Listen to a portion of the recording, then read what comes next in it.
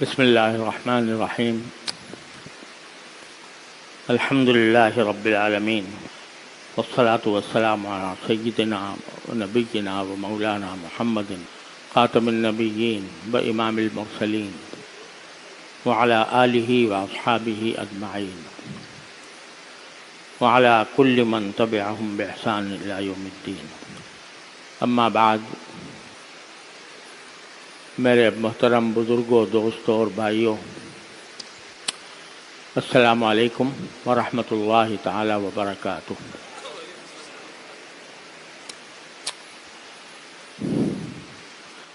عرصے دراز سے میں جمعہ کے اس خطاب میں قرآن کریم کی ایک آیت کی طرف آپ حضرات کو متوجہ کرتا رہا ہوں، جس میں اللہ تبارک و تعالیٰ نے ایک ارشاد فرمایا کہ تم میں سے ہر شخص اپنی خبر لے، یعنی ہر شخص اپنی اصلاح کی فکر میں لگ جائے. دوسروں پر تنقید کرنے اور دوسروں کو برا بھلا کہنے کے بجائے ہر انسان کو چاہیے کہ وہ اپنا جائزہ لے، اپنے گریبان میں منہ ڈال کر دیکھے کہ میں نے اپنی زندگی میں کیا کیا گناہ کیے ہیں اور کن غلطیوں میں میں اب تک مبتلا ہوں. اگر ہر شخص یہ کام کر لے جو قرآن کریم نے فرمایا ہے تو پھر انشاءاللہ رفتہ رفتہ پورے معاشرے کی اصلاح ہو جاتی ہے، کیونکہ معاشرہ نام ہے افراد کے مجموعے کا.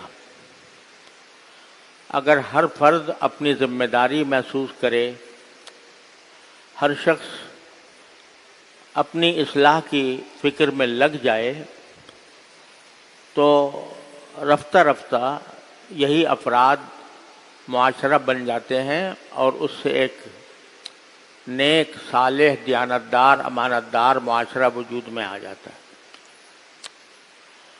اپنی اصلاح کے لیے کیا کرنا چاہیے؟ اس کا پہلا قدم یہ ہے کہ ایک تو اللہ تعالیٰ کی بارگاہ میں حاضر ہو کر اپنی ساری پچھلی زندگی کے گناہوں کی معافی مانگے. انسان اللہ تعالیٰ سے مغفرت طلب کرے اور یہ بات ذہن میں رکھے کہ ہم جن مصائب و آلام کا شکار ہیں اس وقت، پورا ملک بلکہ پورا عالم اسلام، در حقیقت وہ ہماری اپنی بدعملی کا نتیجہ ہے. لہذا ہر انسان کو اللہ تبارک و تعالیٰ کی بارگاہ میں حاضر ہو کر توبہ اور استغفار کرنا چاہیے اور کرتے رہنا چاہیے، کیونکہ انہی بدعملیوں کی شامت ہے جس میں ہم گرفتار ہیں. تو اللہ تعالیٰ سے رجوع کر کے توبہ کریں اور ساتھ ہی اللہ تعالیٰ سے یہ مانگیں کہ اللہ ہم سے اس شامت اعمال کو دور فرما دے. تو اللہ تعالیٰ کی رحمت سے کبھی مایوس نہیں ہونا چاہیے. وہ ہمارے دن بدل سکتا ہے، ہمارے حالات میں انقلاب لا سکتا ہے، اگر ہم صحیح معنی میں اس کی طرف رجوع کرنے والے بن جائیں. تو پہلا قدم تو یہ ہے. دوسرا قدم جو آج کے معاشرے میں بہت ہی زیادہ اہم ہو گیا ہے، وہ یہ ہے کہ دین کا ضروری علم ہر انسان کو، ہر مسلمان کو حاصل ہو. ہمارا دین ہمیں عبادات بھی سکھاتا ہے، ہمیں خرید و فروخت کے معاملات بھی سکھاتا ہے، ہمیں آپس میں رہنے اور ملنے جلنے کے آداب بھی سکھاتا ہے، ہمیں اخلاق کو درست کرنے کے طریقے بھی بتاتا ہے۔ تو انسان کو ان تمام شعبوں میں دین کا صحیح علم حاصل ہونا چاہیے۔ صحیح علم ہونے کے معنی یہ نہیں ہے کہ ہر شخص پورا عالم بنے اور کسی مدرسے میں داخل ہو کر 8 سال تک درس نظامی کی تعلیم حاصل کرے۔ یہ تو ہر انسان کے ذمے فرض عین نہیں ہے، فرض کفایہ ہے کہ کچھ لوگ اگر عالم بن جائیں تو پھر پورے معاشرے کی طرف سے فریضہ ادا ہو جاتا ہے۔ لیکن علم کا ایک حصہ وہ ہے جو فرض عین ہے، ہر انسان کے ذمے فرض ہے کہ وہ اتنا دین کا علم حاصل کرے جس کے ذریعے وہ ایک مسلمان کی زندگی گزار سکے۔ اس میں عبادات کی کا علم بھی، معاملات کا بھی، معاشرت کا بھی، اخلاق کا بھی۔ لیکن افسوس یہ ہے کہ سوائے ان لوگوں کے جو کسی مدرسے میں تعلیم پا رہے ہیں یا کسی بزرگ کے ساتھ ان کی نسبت ہے یا تبلیغی جماعت سے وابستہ ہیں، ان کے سوا کسی کو بھی دین کی ضروری معلومات حاصل کرنے کی فکر ہی نہیں۔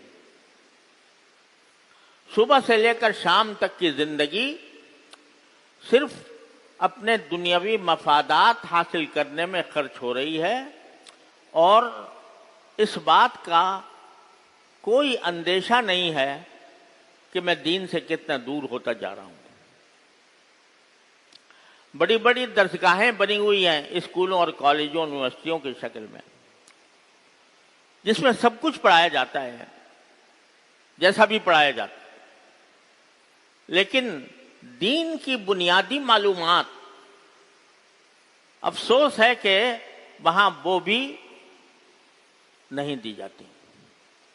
یہاں تک کہ سارا آدمی یونیورسٹی کے بالکل اعلیٰ درجے تک پہنچ جائے، ماسٹر کی ڈگری لے لے، پی ایچ ڈی ہو جائے، لیکن اس کو یہ بھی پتہ نہیں ہے کہ طہارت کے کیا احکام ہیں، وضو کس طرح درست ہوتا ہے، نماز کیسے پڑھی جاتی ہے، خرید و فروخت میں کون سا معاملہ جائز ہے کون سا ناجائز ہے، اور اخلاق اللہ تعالیٰ نے کیسے ہمیں سکھائے ہیں۔ یہ بنیادی معلومات ہی سے بندہ غافل رہتا ہے اور اس کے نتیجے میں دین سے دوری رفتہ رفتہ بڑھتی جا رہی ہے۔ دین سے تو دوری ہو ہی رہی ہے، ہم اپنی زبان سے، اردو زبان، اس اردو زبان سے بے بہرا ہوتے جا رہے ہیں۔ اس زبان میں الحمدللہ علماء کرام نے دین کی معلومات کا ایک بہت بڑا ذخیرہ تیار کر کے رکھا ہوا ہے، اور اب حالت یہ ہو گئی ہے کہ اسکولوں میں پڑھنے والے طلباء طالبات، ان کو اگر کوئی کتاب دی جائے اردو کی کہ اس سے تم دین حاصل کر لو، تو ان کو وہ سمجھ میں نہیں آتی۔ سمجھ میں اس لیے نہیں آتی کہ اردو زبان کو بھی صحیح طریقے سے پڑھنے کی صلاحیت پیدا نہیں ہوئی۔ ہم نے اپنے بچپن میں بلکہ لڑکپن تک یہ دیکھا ہے کہ چاہے کوئی آدمی اسکول میں پڑھتا ہو، کالج میں پڑھتا ہو، یونیورسٹی میں پڑھتا ہو، لیکن اردو کی بنیادی استعداد اس کے اندر ہوتی تھی، صحیح بولتا تھا، صحیح لکھتا تھا اور صحیح معنی سمجھتا تھا۔ لیکن اب حالت ایسی ہو گئی ہے کہ صحیح لکھنا نہیں آتا، چند سطریں اردو میں لکھنا نہیں آتا، چند سطریں صحیح پڑھنی نہیں آتی اردو میں۔ نتیجہ یہ کہ دین کی معلومات کا جو ذخیرہ علماء کرام نے اردو زبان کے اندر اس قوم کے لیے، اس امت کے لیے تیار کیا ہے، اس سے بالکل محروم ہو جاتا ہے بندہ۔ میں نے جب قرآن کریم کا انگریزی میں ترجمہ کیا، پہلے میں نے انگریزی میں ترجمہ کیا تھا یہ سوچ کر کہ انگریزی میں کوئی مستند ترجمہ قرآن کریم کا موجود نہیں ہے، زیادہ تر غیر مسلموں کے کیے ہوئے تراجم ہیں، اور اگر کسی مسلمان کا ہے بھی تو اس کے اندر غلطیاں ہیں۔ تو میں نے یہ سوچ کر کہ انگریزی میں ترجمہ کرنا ایک ضرورت ہے، میں نے انگریزی میں ترجمہ کیا تھا۔ اردو ترجمے کا مجھے خیال بھی نہیں آیا تھا کیونکہ بہت سارے ترجمے موجود تھے۔ لوگوں کا اصرار ہوا کہ آپ نے انگریزی میں تو ترجمہ کر دیا، قرآن کریم کا اردو میں نہیں کیا۔ تو میں نے کہا بھائی اردو میں کرنے کی کیا ضرورت ہے، اتنے بڑے بڑے علماء کے تراجم موجود ہیں، ہر طرح کے تراجم ہیں، حضرت شاہ رفیع الدین صاحب کا ترجمہ، حضرت شاہ عبد القادر صاحب کا ترجمہ، حضرت شیخ الہند کا ترجمہ، حضرت حکیم الامت مولانا اشرف علی صاحب تھانوی کا ترجمہ، حضرت مولانا فتح احمد جالندھری کا ترجمہ، بے شمار ترجمے موجود ہیں۔ تو مجھے کیا ضرورت ہے کہ میں وہ ترجمے کوئی نیا ترجمہ کروں؟ اس کے جواب میں میرے ایک عزیز بھانجے، اللہ تعالیٰ مغفرت کرے، دنیا سے رخصت ہو گئے، انہوں نے سارے ترجمے لا کر میرے سامنے رکھ دیے اور کہا آپ اس کو پڑھیں اور دیکھیں کہ آج کا جو نوجوان ہے وہ ان کو سمجھ سکتا ہے۔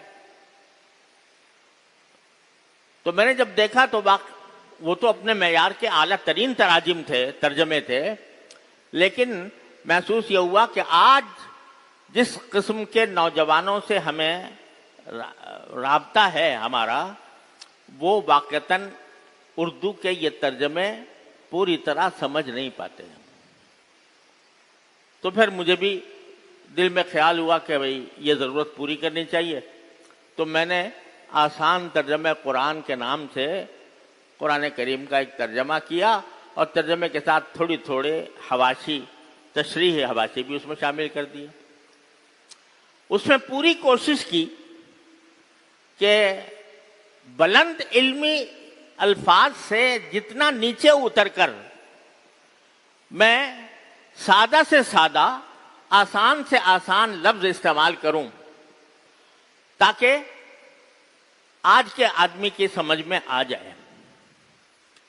یہ مقصد تھا اس کے لکھنے کا۔ ابھی کچھ عرصے پہلے میں ایک سفر میں تھا تو ایک صاحب میرے پاس وہ ترجمہ لے کر آئے اور انہوں نے کہا کہ جی آپ نے اس میں بہت مشکل اردو استعمال کی ہے، بہت مشکل اردو استعمال کی ہے جو آج کا نوجوان نہیں سمجھ سکتا۔ میں نے کہا بھائی کون سا مشکل لفظ ہے اس میں جو سمجھ میں نہیں آتا؟ تو انہوں نے ایک لفظ کی نشان دی، میں نے کوئی ایک آدھ بتا دیں تاکہ اگر باقی کوئی مشکل لفظ آیا تو میں اس کو آسان لفظوں میں تبدیل کر دوں۔ تو میں نے ایک جگہ لکھا تھا کہ مکہ مکرمہ کے مشرکوں نے من گھڑت بتوں کی پرستی شروع کر رکھی تھی۔ من گھڑت کہتے یہ تو بڑا مشکل لفظ ہے، من گھڑت، یہ تو سمجھ میں نہیں آئے گا۔ تو میں نے کہا آپ اس کا کوئی متبادل بتا دیں مجھے کہ بھئی من گھڑت کے بدلے میں فلاں آسان لفظ استعمال کرنا چاہیے۔ تو یعنی علمی اصطلاحات اور علمی زبان سے بہت نیچے اتر کر وہ ترجمہ لکھا گیا۔ اب اس کو بھی کہا جا رہا ہے کہ یہ ہماری سمجھ میں نہیں آتا۔ تو بھائی کہتے ہیں کہ جی آپ، تو میں نے کہا بھائی اگر یہ سمجھ میں نہیں آ رہا، اللہ معاف کرے، تو پھر آپ میرا انگریزی ترجمہ پڑھ لو، انگریزی ترجمے موجود ہیں۔ اگر تمہیں اردو نہیں آتی، انگریزی آتی ہے تو انگریزی ترجمہ پڑھ لو۔ لیکن حالت یہ ہو گئی ہے کہ بالکل آسان سے آسان لفظ بھی سمجھنا، بولنا، غلط بولتے ہیں. یہ پتہ نہیں ہے کہ کون سا لفظ کس جگہ استعمال ہونا چاہیے. عام بات ہے کہ لوگ جب آتے ہیں تو کہتے ہیں میں آپ کے پاس تشریف لایا ہوں، میں آپ کے پاس آپ سے ملنے کے لیے تشریف لایا ہوں، یہ بولتے ہیں. اور جب آپ حاضر ہوں گے، جب دفتر میں حاضر ہوں گے تو اس وقت میں وہاں پر تشریف لاؤں گا. تو یہ پتہ نہیں ہے کہ تشریف لانا کیا ہوتا ہے اور حاضر ہونا کیا ہوتا ہے، کس موقع پر کیا چیز استعمال کی جاتی ہے. اس قدر جہالت بڑھ گئی ہے کہ اردو زبان سے دور ہوتے چلے جا رہے ہیں، جس کا نتیجہ یہ ہے کہ پورا ہمارا جو دینی ورثہ ہے وہ ان کے لیے بیکار ہو گیا. بڑا غلط لفظ میں استعمال کر رہا ہوں بیکار کا، حقیقت میں یہ کہ وہ بیکار ہو گئے اس ورثے سے، محروم ہو گئے اس سے ورثے، کیونکہ اردو نہیں آتی. تو اب کس طرح ان کو دین سے واقف کرایا جائے؟ آسان سے آسان کتابیں موجود ہیں اور لکھ دی گئی ہیں، تیار کر دی گئی ہیں، لیکن پڑھنے والا نہیں، اس لیے کہ فکر نہیں، اپنی اصلاح کی فکر نہیں. جب اصلاح کی فکر نہیں تو پھر علم کہاں سے آئے؟ جو بنیادی علم جس کے بارے میں رسول کریم صلی اللہ علیہ وسلم نے ارشاد فرمایا تھا کہ طلب العلم فریضۃ علی کل مسلم، علم کا طلب کرنا ہر مسلمان کے ذمے فرض ہے. فرض ہونے کے معنی یہ ہے کہ ایسا ہی فرض ہے جیسے نماز فرض ہے، جیسے روزہ فرض ہے، جیسے زکوٰۃ فرض ہے، جیسے حج فرض ہے. اسی طرح ضروری علم حاصل کرنا ہر شخص کو اپنے زندگی کے دائرے میں جتنی معلومات دین کی ہونی چاہیے وہ اس کو حاصل ہو، لیکن نہیں. اور اس کا نتیجہ یہ ہے کہ اپنے ذہن سے کچھ خیالات اور توہمات بنائے ہوئے ہیں اور ان خیالات کے مطابق بس زندگی گزارے. ٹھیک ہے جی، اللہ تعالیٰ غفور رحیم ہے، جس طرح بھی چاہے ہم سمجھ لیں، جس طرح چاہیں کر لیں، جو چاہیں کہہ دیں، جو کہے عمل کر لیں. تو اس کے نتیجے میں وہ دین سے قریب آنے کے بجائے دور سے دور ہوتے جا رہے ہیں. کچھ جذبات ضرور ہیں جن کے اندر کچھ خدا کا خوف ہے، اللہ تعالیٰ کے سامنے پیش ہونے کا کچھ احساس ہے، جواب دہی کی فکر ہے. تو ان کے اندر ایک اچھے دینی جذبات ضرور موجود ہیں. یعنی اندر ایک مسلمان وجود جاگ رہا ہے کہ وہ یہ چاہتا ہے کہ میں مسلمان ہوں، اور کم از کم اسلام کی عظمت، اس کی حرمت اس کے دل میں موجود ہے. لیکن چونکہ علم صحیح نہیں، لہذا ان جذبات کا اظہار بھی شریعت کے دائرے سے ہٹ کر ہو جاتا ہے. جذبات، دینی جذبات بہت اہمیت کے حامل ہوتے ہیں، اور وہی دینی جذبات ہیں جو انسان کو اللہ تعالیٰ کی اطاعت پر آمادہ کرتے ہیں. لیکن اگر وہ علم کے بغیر ہوں، صحیح علم کے بغیر ہوں، تو وہ جذباتیت بعض اوقات بجائے فائدہ پہنچانے کے نقصان پہنچا دیتی ہے.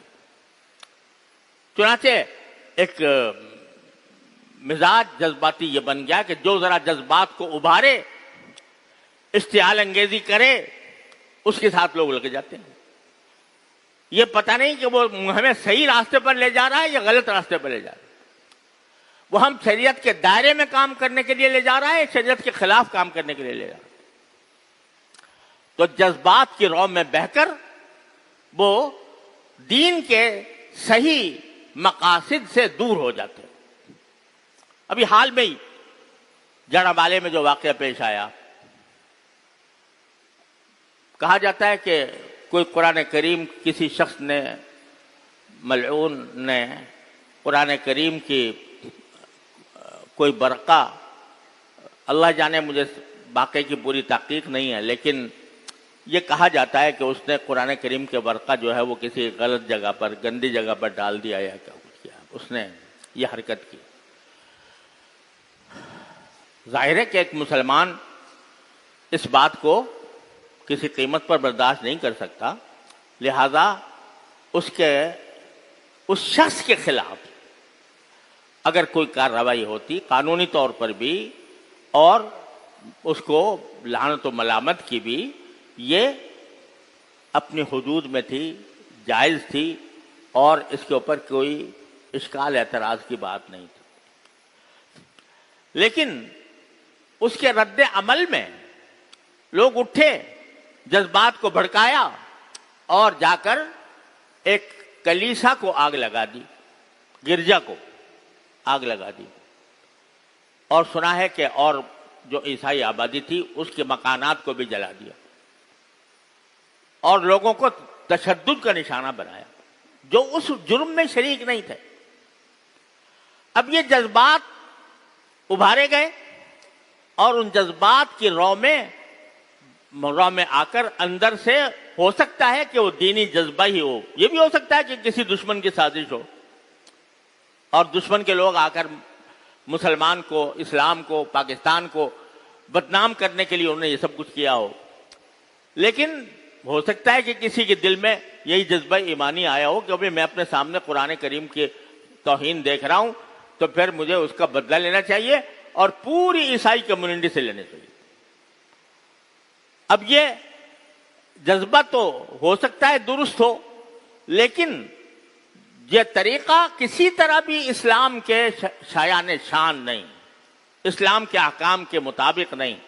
اسلام نے مسلمان ریاست میں اگر جو غیر مسلم رہتے ہیں ان کو پرامن طریقے سے جو لوگ رہتے ہیں ان کے جان مال آبرو کا تحفظ، یہ اسلام نے اس کی گارنٹی دی ہے۔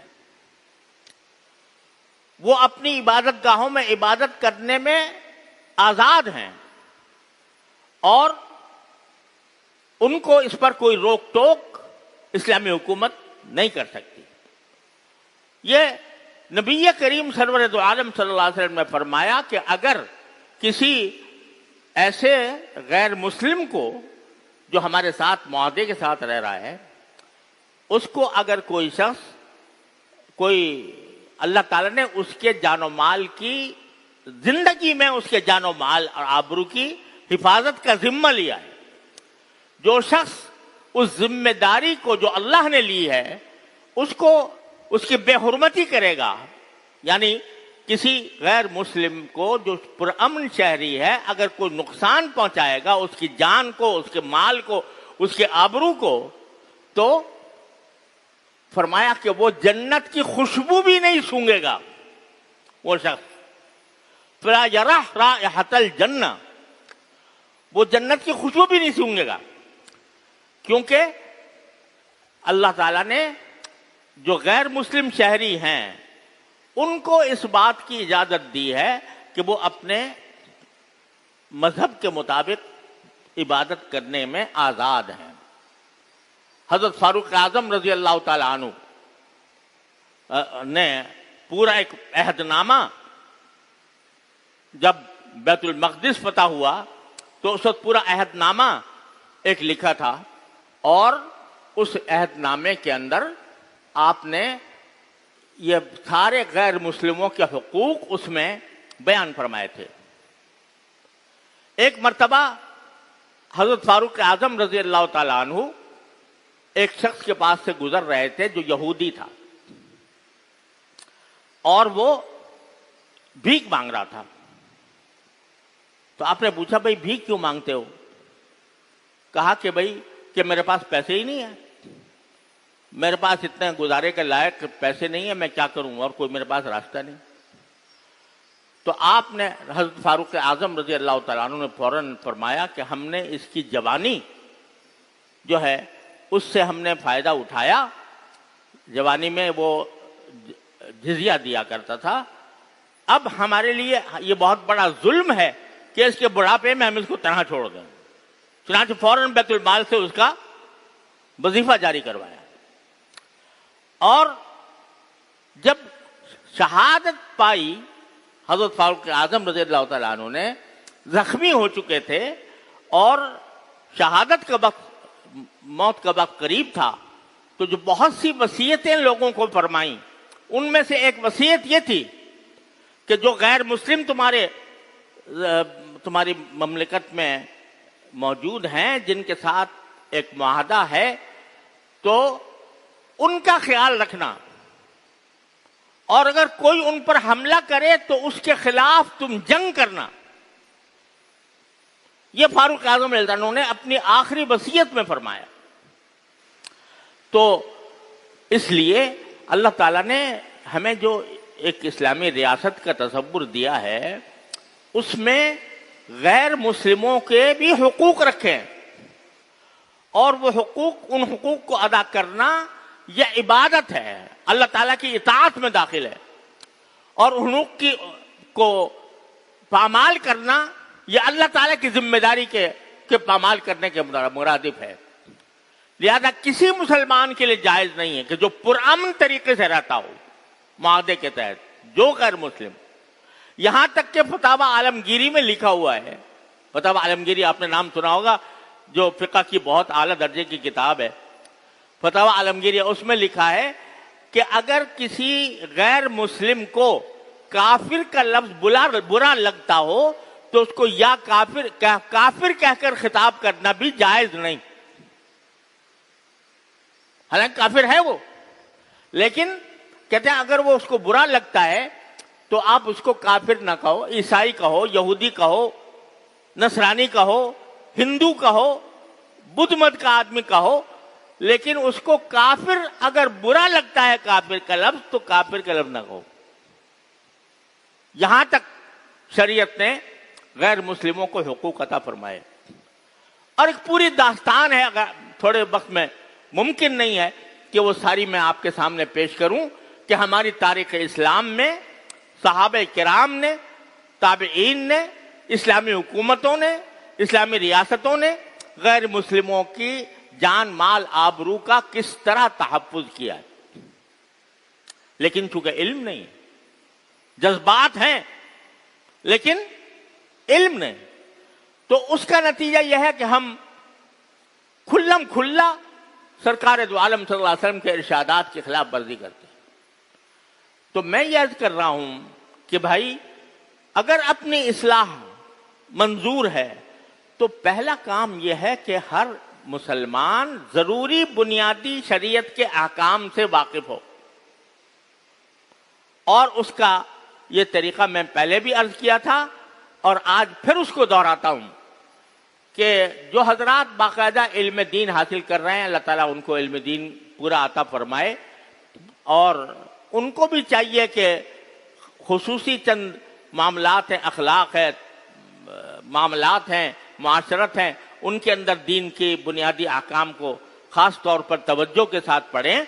لیکن جو لوگ باقاعدہ علم دین حاصل نہیں کر پا رہے، وہ کم از کم اتنا تو کریں کہ رات کو اپنے گھر میں بیٹھ کر کسی دینی کتاب کا مطالعہ کر لیا کریں، مل کر پڑھ لیا کریں اس کو. جتنی اردو آتی ہو چلو اتنی پڑھ لو، آسان سے آسان بھی کتابیں موجود ہیں. تعلیم الاسلام، حضرت مولانا مفتی کفایت اللہ صاحب رحمۃ اللہ علیہ کی تعلیم الاسلام 4 حصوں میں ہے، اس سے زیادہ آسان کوئی کتاب ہو نہیں سکتی. اتنے آسان طریقے سے انہوں نے لکھ دیا، وہی پڑھ لو سب کے سامنے بیٹھ کے. نبی کریم صلی اللہ علیہ وسلم کی سیرت وہ آسان سے آسان انداز میں موجود ہیں کتابیں. اسوہ رسول اکرم صلی اللہ علیہ وسلم ہمارے حضرت شیخ عبدالحی عارفی قدس اللہ تعالی سرہ کی وہ موجود ہے، آسان ہے بالکل. لیکن تھوڑا وقت تو نکالو. یہ 24 گھنٹے جو اللہ تعالیٰ نے دن کے دیے ہیں وہ بہت بڑی نعمت ہے.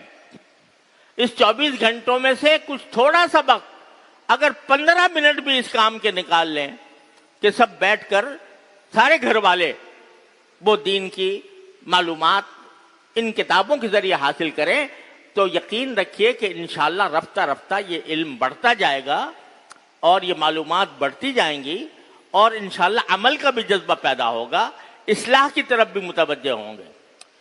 تو آج کی نشست میں صرف یہ درخواست کرتا ہوں کہ دین کے ضروری معلومات حاصل کرنے کا ہر مسلمان اہتمام کرے جو اس کے ذمہ فرض عین ہے۔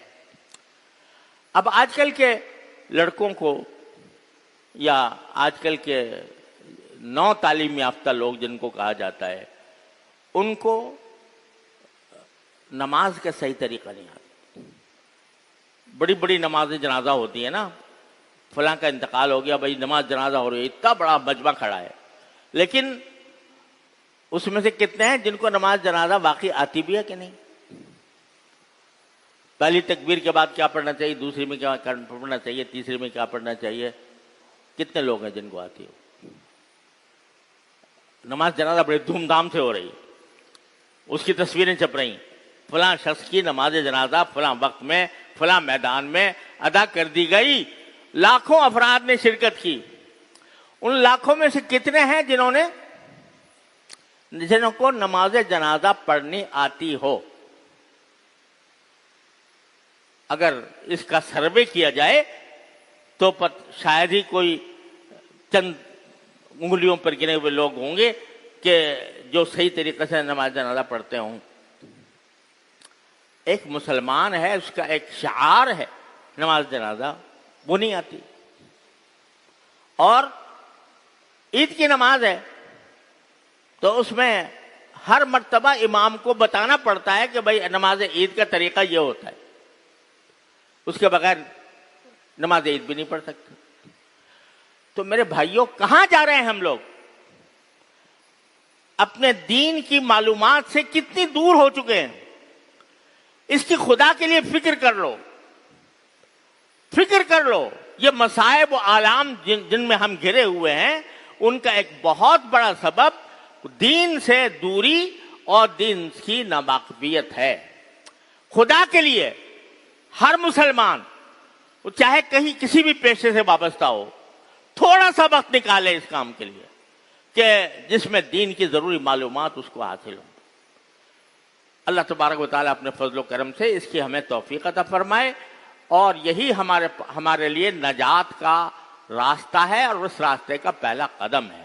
اللہ تبارک و تعالیٰ اپنی رحمت سے اس کی توفیق عطا فرمائے اور ہمارے دین و دنیا کی اصلاح فرمائے۔ وصلی اللہ تعالیٰ علی خیر خلقہ سیدنا مولانا محمد وآخر دعوانا الحمدللہ رب العالمین۔